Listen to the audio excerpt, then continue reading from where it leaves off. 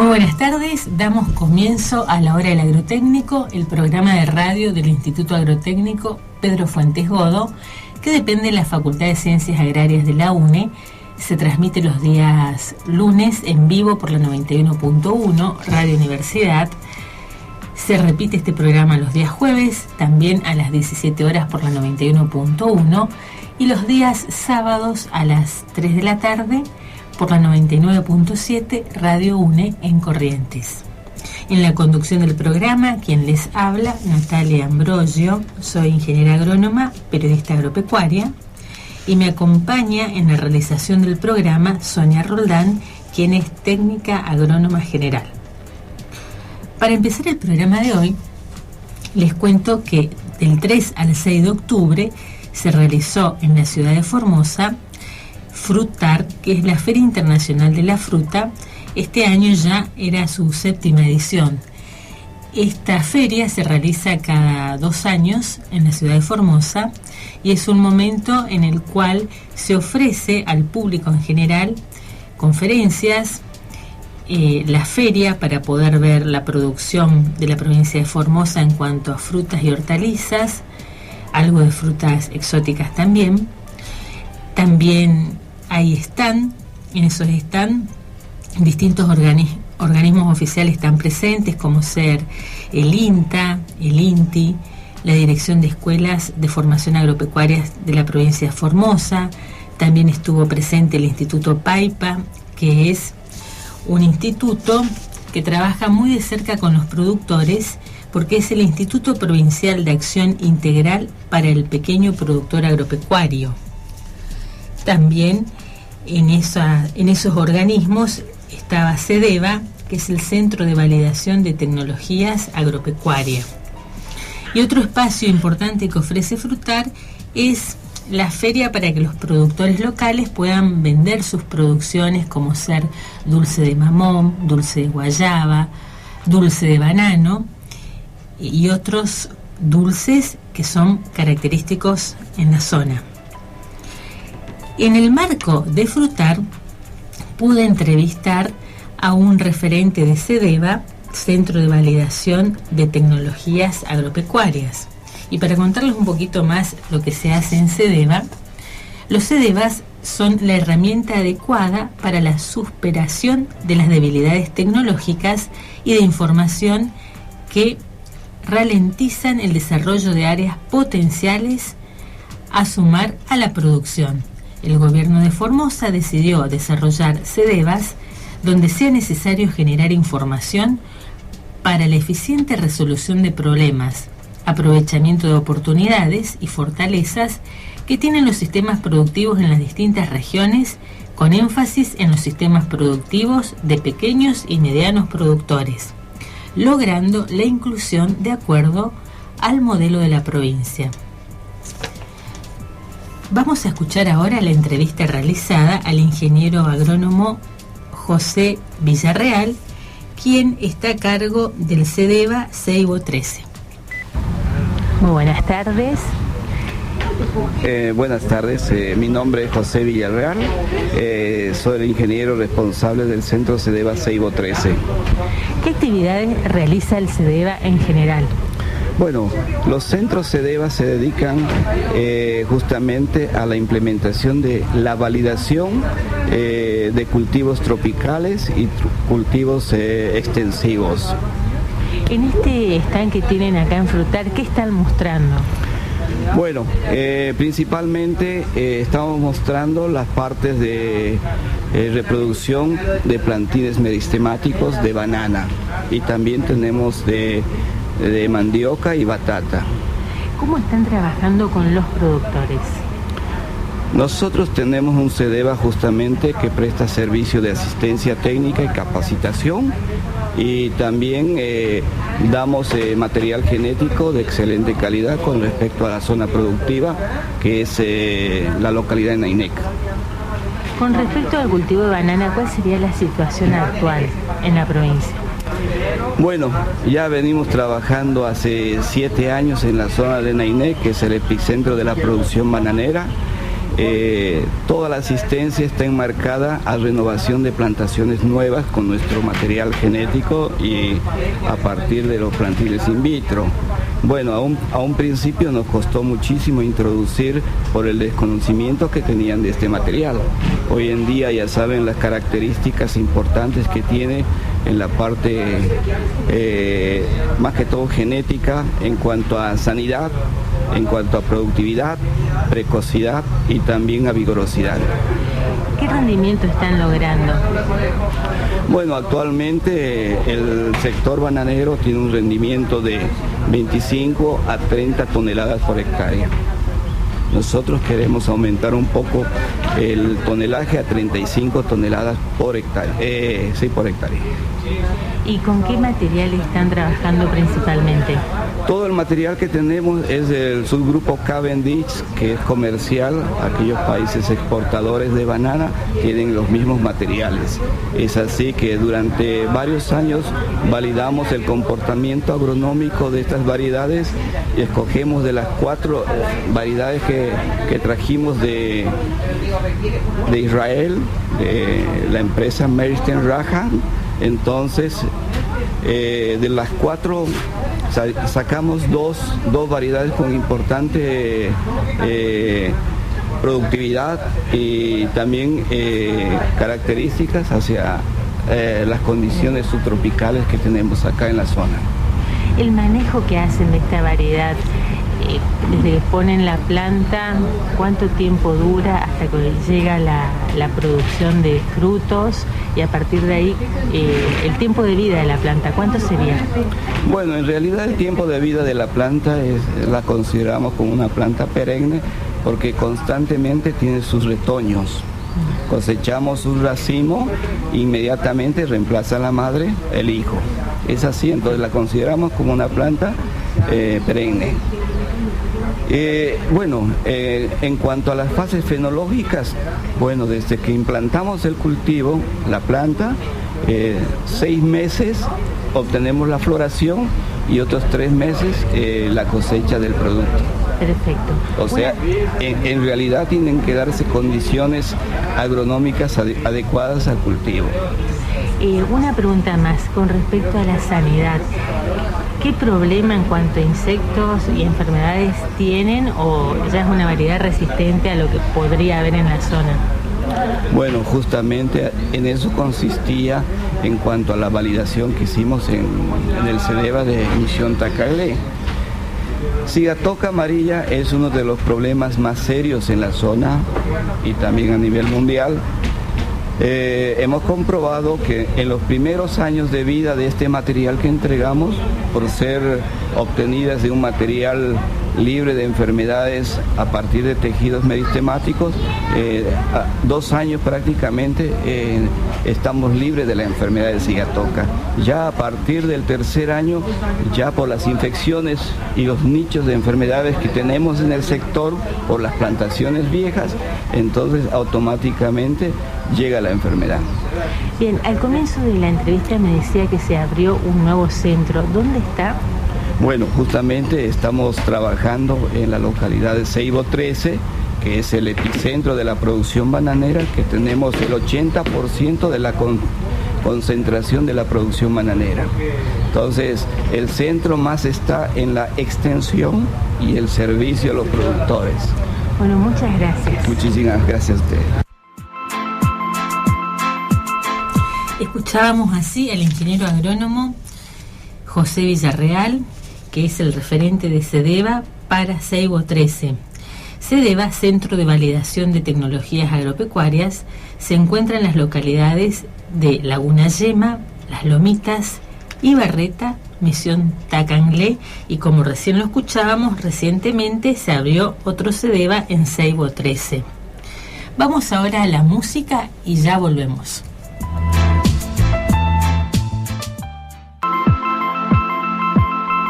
Continuamos en la hora del agrotécnico, el programa de radio del Instituto Agrotécnico Pedro Fuentes Godo, dependiente de la Facultad de Ciencias Agrarias de la UNE. Este programa se encuentra transitando su 5ª temporada al aire. Se emite los días lunes por la 91.1 Radio Universidad desde las 17 horas a las 18 en vivo. Se repite los días jueves por esta misma emisora y los días sábados sale al aire por Radio UNE 99.7 en la ciudad de Corrientes. Como les contaba en el bloque anterior, estuve en Formosa, en Frutar, que es la Feria Internacional de la Fruta, y pude realizar algunas entrevistas. Frutar se realizó del 3 al 6 de octubre. Voy a compartir ahora con ustedes la entrevista realizada a la ingeniera agrónoma Graciela Rojas del Ministerio de la Producción de Formosa. Muy buenas tardes, estamos en Frutar. Buenas tardes, Natalia. Soy Graciela Rojas, ingeniera agrónoma. Estoy acá en el stand del Ministerio de la Producción y Ambiente de la provincia de Formosa. Acá presentando un poco todo lo que se hace, las actividades que se hacen desde el Ministerio en cuanto a la asistencia al productor agropecuario, más que nada lo que respecta a los pequeños productores de la provincia. Hay una vasta gama de lo que es asistencia técnica y asistencia en insumos también. En lo que respecta a la horticultura, que es lo que estamos presentando acá, hay un vivero hortícola provincial que se dedica a la producción de plantines hortícolas, de acelga, perejil, lechuga, tomate. Son bandejas que traen 200 plantines y se entregan a los productores que están trabajando con huertas, también a las distintas instituciones dedicadas también a esta actividad. Siempre brindando también el asesoramiento, también en lo que respecta a las estructuras. Se construyen sombráculos para este tipo de producciones, para todo lo que son hortalizas de hojas, y también invernáculos para todo lo que son hortalizas de frutos como tomate y pimiento.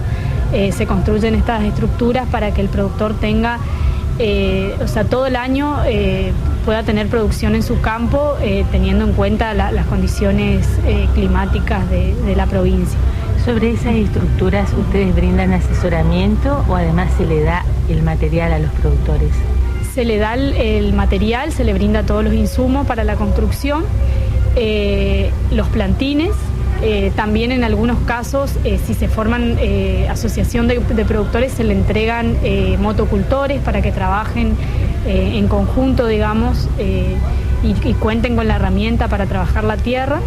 Y sí, el asesoramiento siempre está, no solamente en lo que es la parte hortícola, sino también se trabaja con cucurbitáceas, otro de los cultivos en que la provincia asiste mucho en cuanto a la entrega de semillas y también de productos fitosanitarios.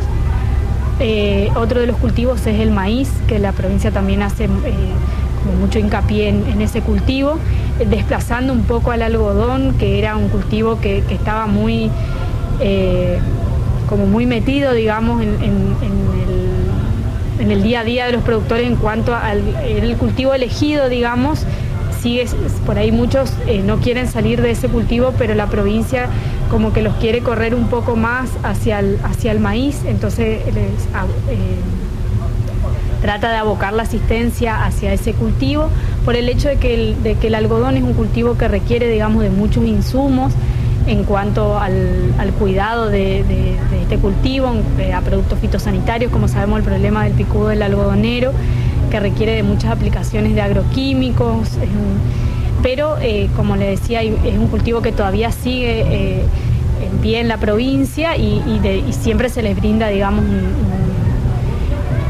un asesoramiento, se les entrega insumos, y también teniendo en cuenta a nivel nación, digamos, que está el Plan Algodonero Nacional, que también entrega insumos a estos productores.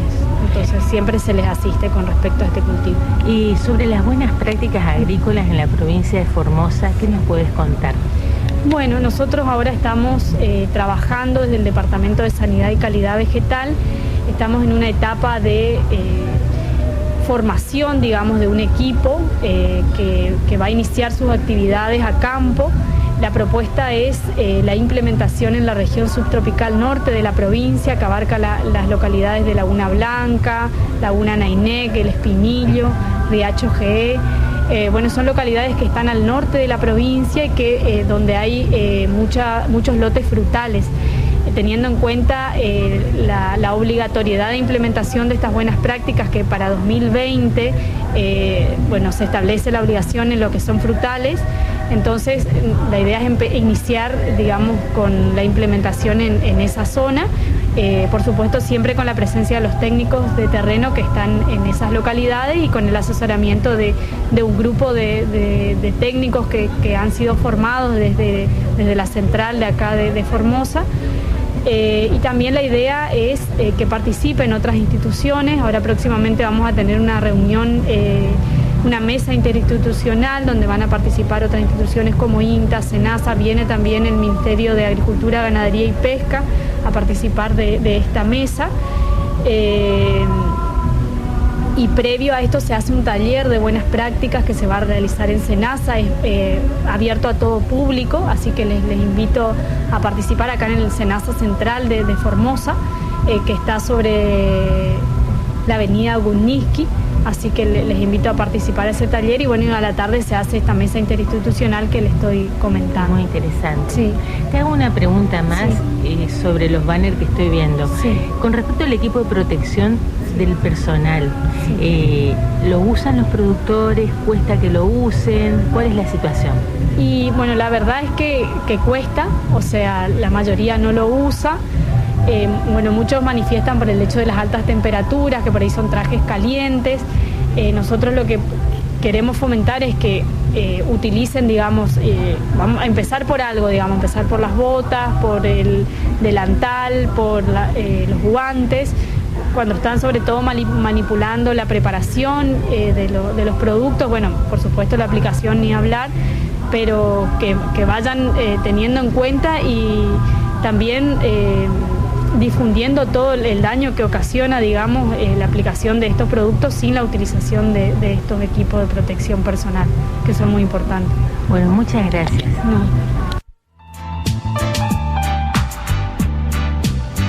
Escuchábamos así a la ingeniera agrónoma Graciela Rojas, quien trabaja en el Ministerio de la Producción de Formosa. Vamos a la música y ya venimos. Continuamos en la hora del agrotécnico.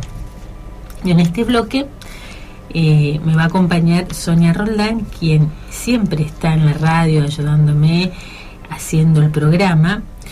Pero ahora Sonia participó de un curso organizado por INCUPO. El curso se realizó en Corrientes, se llama Método Lumen. Método Lumen. Buenas tardes. Buenas tardes, Sonia. Bienvenida a este lado del estudio. Buenas tardes a la audiencia. ¿En qué consistió? El taller se llama Método Lumen, ¿no es cierto? Método de análisis económico, ecológico de agroecosistemas.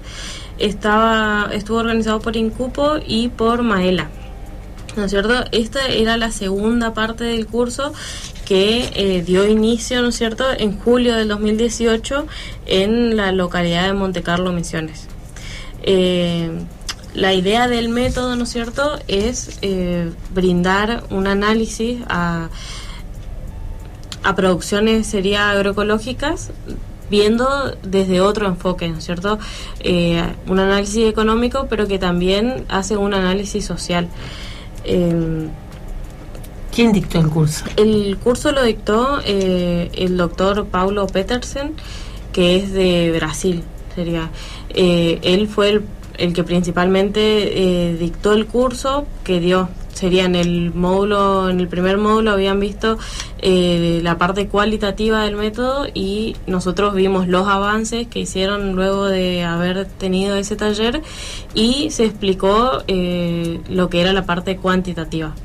Esto es todo un software que ellos están manejando en Brasil y que la idea de ellos es capacitar a personas para que puedan aplicarlo. ¿Quiénes asistieron a este taller? Los que asistieron a este taller son de distintas organizaciones, ¿no es cierto?, que están interesados en la agroecología, y dentro de los asistentes había de Argentina, había de de la provincia del Chaco, de Corrientes, de Córdoba, de Santa Fe, de Buenos Aires, de Santiago del Estero, de Formosa y de Catamarca. Y de otros países los asistentes eran de Paraguay, de Brasil y de Chile. Todos ellos son los que se están capacitando y a la vez van a ir a sus respectivos lugares a aplicar el método. Bien, vamos a escuchar ahora un material que trajo Sonia, y esto lo facilita INCUPO, el Instituto de Cultura Popular, un audio de Paulo Petersen, quien es doctor en estudios ambientales de la Universidad de Pablo de Olavide, España, y tiene un máster de agroecología y desarrollo rural por la Universidad Internacional de Andalucía, y es licenciado en agronomía por la Universidad Federal de Viçosa, Brasil. Vamos a escuchar el audio de Paulo Petersen.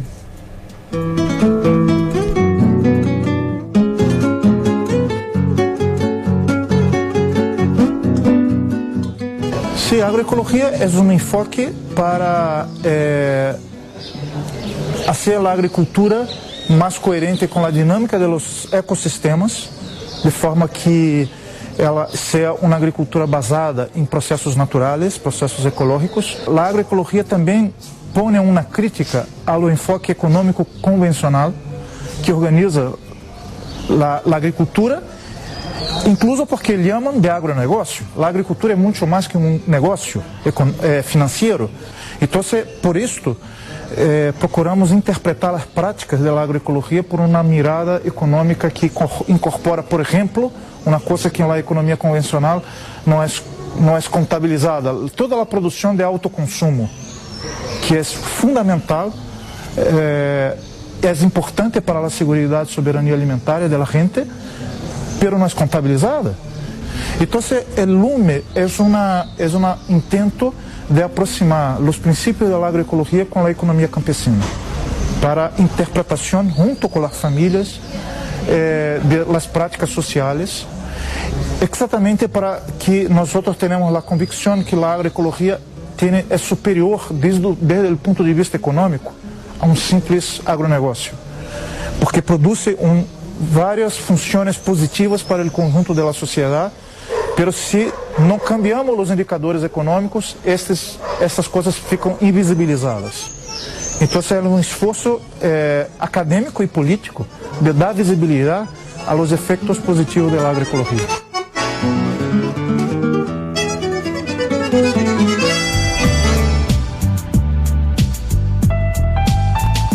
Vamos a la música, a la pausa y ya volvemos. Muy buenas tardes a los que recién están escuchando La Hora del Agrotécnico. Les cuento que está en el estudio la ingeniera agrónoma María Elena Castellán, quien trabaja en el Instituto Agrotécnico, también es docente en la Facultad de Ciencias Agrarias. Buenas tardes, ingeniera. Buenas tardes, Natalia, ¿cómo te va? ¿Cómo estás? Bien, bien, un saludo a toda tu audiencia. Bueno, muchas gracias por estar acá para hablar de un tema que creo que es muy importante, sobre todo para los productores ganaderos y para quienes están en relación al sector agropecuario.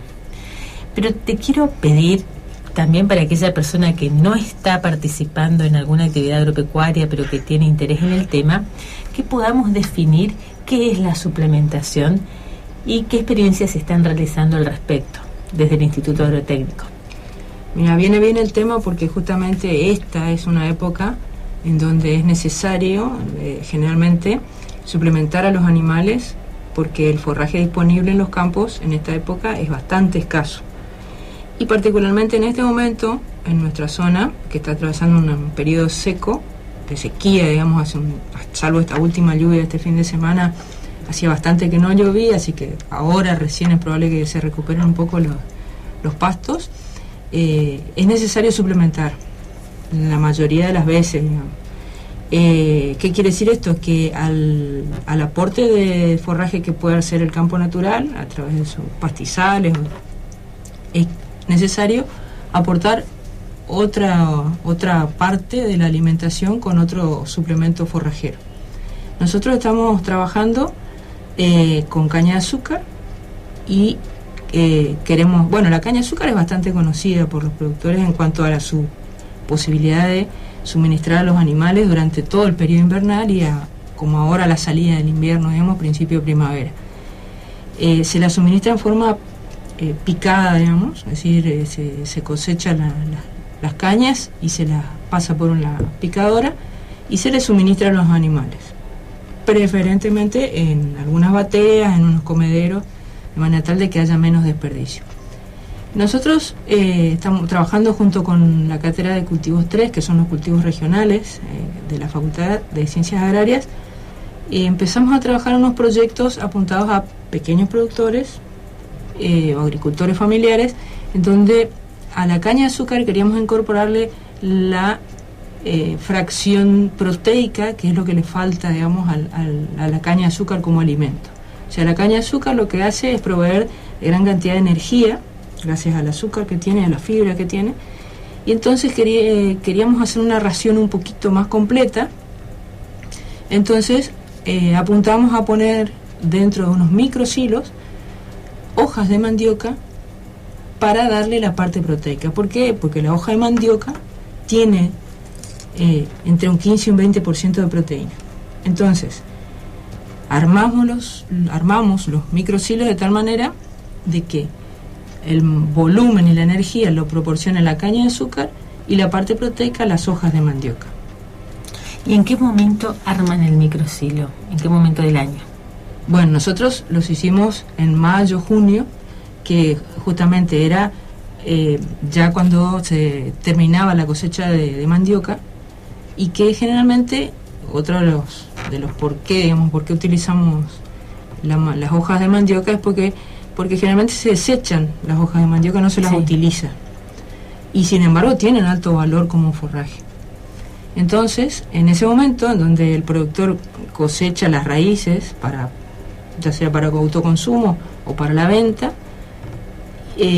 guarda las ramas para la próxima campaña, y las hojas y las puntas de las ramas y los peciolos de las hojas los desecha.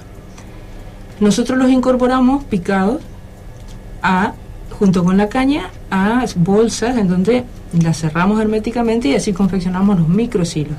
Decimos microsilos porque son entre 30 y 40 kilos más o menos de el forraje picado. Eso se guarda herméticamente, o sea, el principio de conservación de ese forraje es que no tenga oxígeno, es decir, que no tenga aire. Sí. Entonces eso se lo compacta bien, se cierra la bolsa y se lo guarda. A partir de los 20 días que termina el proceso de ensilado, se lo puede utilizar. De todas maneras, si no se rompe la bolsa, si no se la abre, eso uno lo puede guardar hasta que lo necesite. La propuesta nuestra era que utilicen ese material ensilado para sustituir parte de la alimentación del animal. Es decir, si una vaca tenía que comer 10 kilos por día de materia seca, nosotros proponíamos que la mitad por lo menos sea sustituida por este ensilaje. Y lo que vimos, bueno, fue que lo que buscábamos lo logramos, es decir, que la caña sola aporta entre un 2 o un 3% de proteína solamente a la dieta. Incorporándole las hojas de mandioca, en un 30%, esa proteína subía a un 8%. Es decir, que pasaba a ser no un alimento proteico, ni mucho menos, pero sí a ser un alimento un poco más con mejor aporte de proteína, y que garantizaba un buen suministro de proteína en el rumen del animal. Claro. Y bueno, a partir de ahí es que 2 años, o sea, 2 campañas seguidas, se trabajó con esos, tratando de confeccionar esos hilos y haciéndole todos los análisis correspondientes para ver cómo era el producto, digamos, de ese ensilaje. También hicimos la prueba con animales para ver si justamente era... Si les gusta. Claro, si era apetecido, si lo consumían bien, y también no hubo ningún problema, digamos, en la parte de consumo.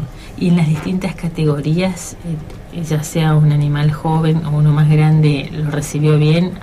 ¿Les gustó comer del microcilo? Sí, en realidad probamos con vacas. Con vacas. Sí, con vacas lecheras, de un productor que justamente está en la zona de Santa Ana, y tienen unas vacas lecheras porque hacen quesos criollos. Y lo primero fue nada más que una prueba de consumo. Sí. O sea, si lo aceptaba o no al ensilaje. O sea que no medimos todavía si aumenta la producción o no. Pero estamos en ese proceso. Bien, vamos a ir a un tema musical y enseguida continuamos con la ingeniera María Elena Castellán. Continuamos en la hora del agrotécnico. Se encuentra en el estudio la ingeniera agrónoma María Elena Castellán, quien trabaja en el Instituto Agrotécnico y además es docente en la Facultad de Ciencias Agrarias de la UNE. En el bloque anterior habíamos comenzado a desarrollar el tema de la suplementación y el uso de la mandioca en suplementación. Marita, ¿quisieras agregar algo a lo que habías dicho en el bloque pasado? Sí, que con estos cultivos, o sea, con mandioca, con caña de azúcar y también con batata, venimos trabajando desde el 2015, tratando de buscarle un uso integral a estos cultivos que son tradicionalmente producidos por los agricultores familiares.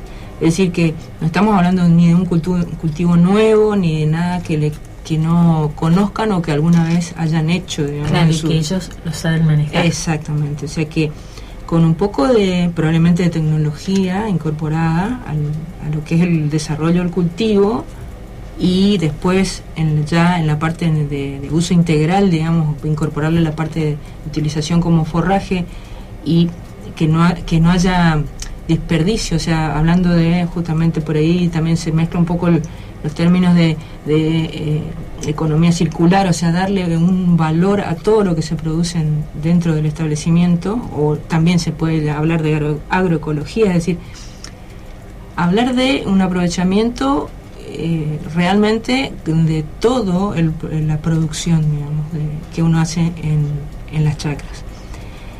Por eso es que hablamos de las hojas de mandioca, de las hojas de batata, por ejemplo, bueno, y la caña de azúcar, lógicamente, que en este caso como forraje pues también tiene otros usos, digamos, ¿no?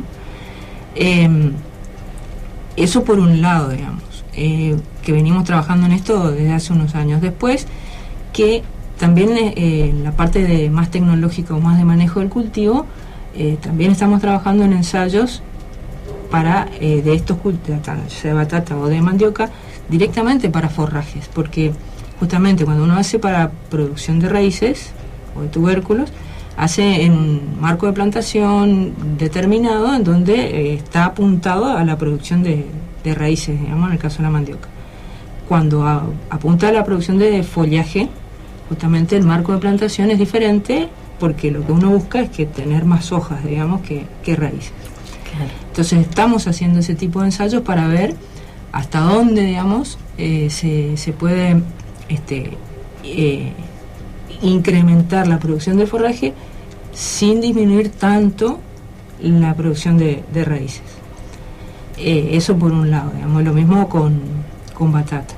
Y después para la caña de azúcar, lo que estamos haciendo es aplicarle a la caña de azúcar picada una solución de agua y cal, o sea, la cal diluida en agua, y que eso se humedece, esa caña picada, de manera tal de que no fermente, porque la caña, si no, para suministrarla a los animales hay que picarla diariamente, porque si queda guardada 2 o 3 días, es por el azúcar que contiene justamente, se fermenta eso y no tiene, por supuesto, la misma calidad que pierde calidad. Claro.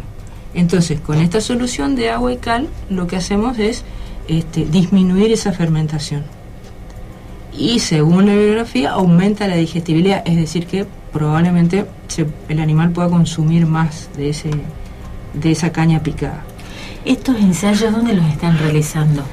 Bueno, este productor también sí. de ahí de Santa Ana, que tiene justamente sus vacas lecheras, con él hicimos este ensayo, en donde justamente le pudo dar como un ensayo como corresponde, o sea, un periodo primero de adaptación y después de medición de producción de leche. Entonces, durante 15 días, él evaluó cuánto producía un lote de sus vacas, de sus vacas que consumían esta caña con cal hidrato y otro lote que consumía caña sola. Y bueno, los resultados son buenos, digamos, no son altamente significativos, pero sí la diferencia está en que la caña no era fermentada, digamos. O sea, claro. Entonces reduce el tiempo que tiene que dedicarle al picado y suministro del alimento. Él ya lo tiene picado durante por lo menos una semana y solamente lo único que tiene que hacer es repartirle en las bateas. Bien, quiero aprovechar tu presencia y nos quedan muy pocos minutos, pero para hacerte una pregunta más, aprovechando tu presencia. Cuando hablamos de forraje disponible, ¿cómo medimos ese forraje disponible? Bueno, el forraje se mide, o sea, lo más preciso, digamos, es cortar y pesar una superficie conocida. Lo que hay que tener en consideración es que justamente uno tiene que tener un muestreador, le decimos nosotros, que puede ser circular o rectangular o cuadrado, de manera tal de delimitar la superficie que vamos a cortar, para saber exactamente si estamos cortando medio metro cuadrado, un cuarto de metro cuadrado, para después referirlo a esa producción por hectárea. ¿Y en algún momento del año en especial lo hacemos? Bueno, depende del objetivo que uno tenga. Si uno quiere medir estacionalmente la producción de forraje, justamente va a cortar cada 3 meses. Bien. Si uno está evaluando más de cerca, digamos, un pastoreo, entonces justamente puede medirlo con mayor periodicidad. También hay que ver qué tipo de pasturas que está cortando, digamos, si es un campo natural, es un pastizal, o si es una pastura, por ejemplo. Entonces justamente ahí también uno va a decir, o va a tener que decir cuántas muestras va a sacar o va a cortar, digamos, y cada cuánto va a cortar, si le va a permitir el acceso al animal, o sea, si va a ser un forraje que esté en pastoreo o no. Pero básicamente lo que uno hace cuando corta una superficie conocida, después eso la pesa y obtiene el peso verde de ese forraje, y después se lo deja secar o al aire si hay buen tiempo, y si no en estufa. Si es en estufa, solamente 48 horas, digamos, a 60 grados centígrados, y obtiene lo que es el peso seco de ese forraje, que es en general lo que como uno referencia, digamos, la producción de forraje en kilos de materia seca. Bien. Y eso lo lleva a hectáreas, ¿sí? Entonces, cuando uno le dicen una braquiaria, por ejemplo, produjo 3.500 kilos de materia seca por hectárea. O sea, así se menciona, digamos, la producción de forraje. Pero en general se hace por cortes o por estimaciones y cortes. O sea, estimaciones, que quiere decir que uno estima la producción de forraje, pero en algún momento tiene que corroborar, digamos, si está bien su estimación, o sea que en algún momento tiene que cortar y pesar, exactamente. Es lo más preciso, cortar y pesar. Pero lleva más tiempo que estimar solamente. Claro. Bueno, estamos llegando al final, porque la verdad que da para seguir haciéndote preguntas. Bueno, gracias. Bueno, muchas gracias, Marita, por venir al programa. Está con nosotros la ingeniera agrónoma María Elena Castelán. Estamos llegando ya al final del programa y esperando que terminen bien esta tarde. Nos vamos a volver a encontrar para hacer otra vez la hora del agrotécnico en vivo el próximo lunes.